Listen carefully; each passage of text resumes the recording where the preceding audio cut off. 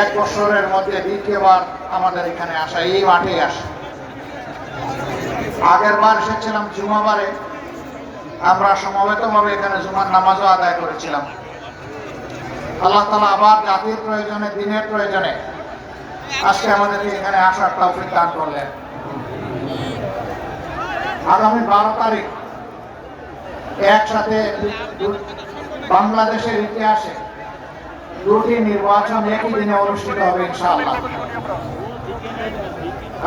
একটু বসেন, এখানে যারা আছেন তারা একটু বসেন, কথা বলবেন না। সাংবাদিকদেরকে তাদের দায়িত্ব পালন করার সুযোগ দেবেন।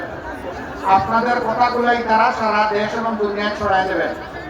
সুতরাং তাদের দায়িত্ব পালনের স্বার্থে তারা দাঁড়িয়ে থাকবেন। আপনারা কেউ আর দাঁড়িয়ে কোনো আঙ্গুল ইশারা করবেন না, কোনো কথা বলবেন না।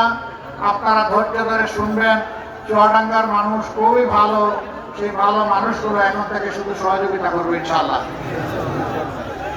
চুয়াডাঙ্গাবাসী, বলছিলাম যে একই দিনে দুটি ভোট হবে। একটি ভোট হচ্ছে সংস্কারের পক্ষে হা ভোট, দ্বিতীয় ভোটটি হচ্ছে পরিবর্তনের বাংলাদেশের পক্ষের ভোট। হা মানে হচ্ছে আজাদি, না মানে হচ্ছে গোলামি। আজাদি না গোলামি, গোলামি না আজাদি, দুইভাবেই দিয়ে দেখলাম যে জনগণ সচেতন, মাশাআল্লাহ। জনগণ আওয়াজ দিতে উল্টা পাল্টা করে নাই। তার মানে হলো ভোটের বুথে ঢুকে প্রথম ভোটটি শক্ত করে মারতে হবে হার উপরে ইনশাআল্লাহ। হা জিতে গেলে বাংলাদেশ জিতে যাবে। হা জিতে গেলে ফ্যাসিবাদ আর ফিরে আসবে না।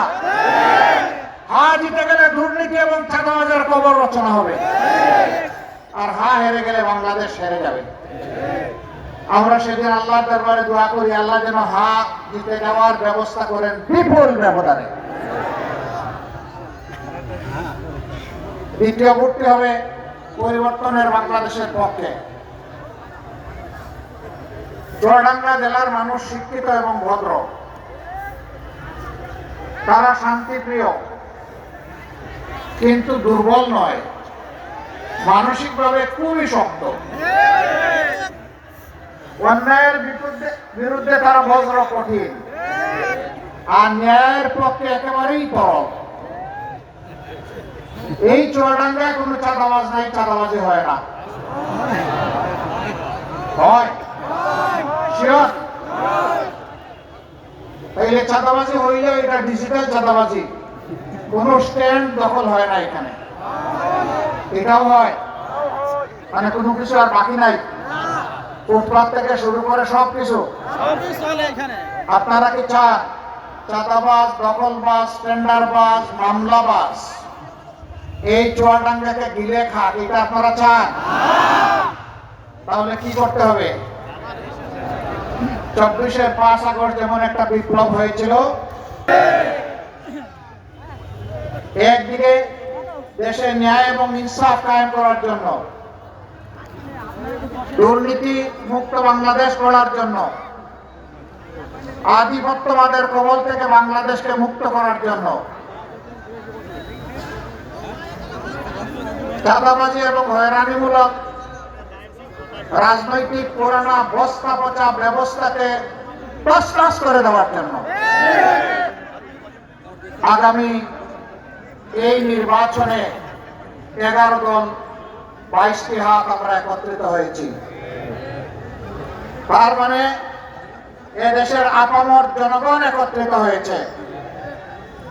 আমাদের স্পষ্ট বক্তব্য, বাবাজি দুর্নীতিবাজ, তোমাকে লাল কার্ড। বাবাজি তুমি চাঁদাবাজ, তোমাকেও লাল কার্ড। তুমি দখলবাজ, তোমাকেও লাল কার্ড। তুমি আমার মায়ের ইজ্জত রক্ষা করো না, তোমাকেও লাল কার্ড। তুমি শিশু আমার বৃদ্ধ বনিতাকে সম্মান করো না, তোমাকে লাল কার্ড। এদেশে ফ্যাসিজমকে লাল কার্ড, চিরতরে লাল কার্ড। সম্মানিত ভাইরা,